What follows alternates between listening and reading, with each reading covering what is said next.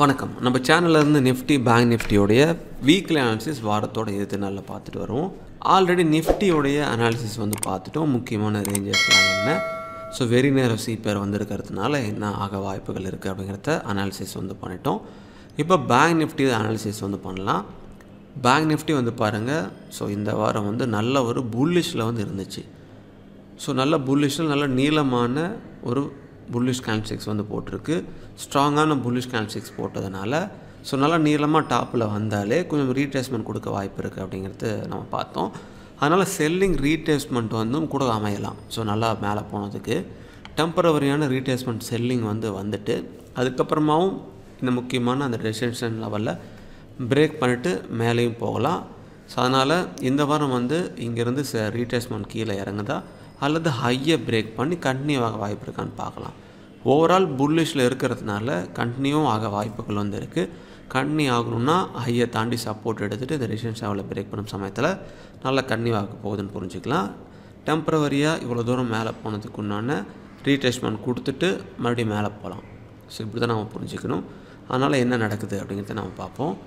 So day சார்ட்டில் last 2 நாள் வந்து செல்லிங் வந்து இருந்துச்சு. ஸோ இந்த லெவலை கீழே பிரேக் பண்ணது வரை இந்த கோல்டன் புல்லிஷ் கேண்டில்ஸ்டிக்ஸ் வந்து ஒர்க் ஆகும், நல்லா மேலே போகும்னு சொல்லியிருந்தோம்.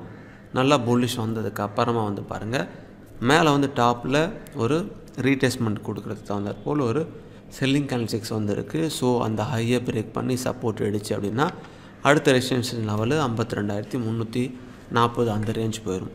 சப்போஸ் இங்கேருந்து ரிஜெக்ட் ஆகுது அப்படின்னா 51,750, அதையும் தாண்டி கீழே செல்லிங் போடுது அப்படின்னா 51,025 அப்படிங்கிற அடுத்த ரேஞ்ச் வந்துருக்கு. ஸோ ஓவரால் இங்கேருந்து என்ன ஆக போகுது அப்படிங்கிறத செக் பண்ணலாம். இங்கேருந்து ரீட்ரேஸ்மெண்ட்டு கீழே தொடரப்போதா அல்லது இங்கேருந்தே சப்போர்ட் எடுத்துகிட்டு அடுத்த ரெசிஸ்டன்ஸ் தொட போகுதா அப்படிங்கிறத நம்ம அனாலிசிஸ் வந்து பண்ணுவோம், செக் பண்ணுவோம் என்ன ஆகுது அப்படிங்கிறத.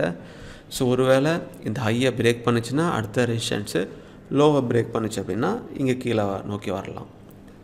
Immediate resistance level and support level வச்சு 1 ஹவரில் நம்ம பார்க்கலாம். 51,994, 51,816 அப்படிங்கிற 2 ரேஞ்ச் இருக்குது. 96 வந்து இருக்குது. ஸோ அங்கேருந்து சப்போர்ட் எடுக்க போகுதா அல்லது ரிஜெக்ட் ஆக போகுதான்னு செக் பண்ணிக்கலாம். சப்போர்ட் எடுச்சு அப்படின்னா 51,994, சப்போஸ் கீழே பிரேக் பண்ணுது அப்படின்னா 51,635 அப்படிங்கிறத முக்கியமான லெவலில் வந்து இருந்துகிட்ருக்கு. சப்போர்ட் அண்ட் ரெசிஸ்டன்ஸ் ரூலை வச்சு ஃபஸ்ட்டு சப்போர்ட்லேருந்து சப்போர்ட் எடுக்க போகுதா, ரிஜெக்ட் ஆகிட்டு இந்த சப்போர்ட் போக போகுதா அல்லது டைரெக்டாக ரீட்ரேஸ்மெண்ட் போயிட்டு பிரேக் பண்ணி மேலேயா அல்லது அங்கேருந்து ரிட்டர்ன் ஆக போகுதா அப்படிங்கிறத செக் பண்ணலாம். ஸோ அப்படி வந்து ஹையர் வேல்யூ சிபிஆர் வந்து பேங்க் நிஃப்டியில் இருக்குது புல்லிஷு. ஸோ சிபிஆர் அந்த ரேஞ்சிலே வந்து க்ளோஸாக இருக்குது. ஓவரால் புல்லிஷ் வந்து சொல்லுது.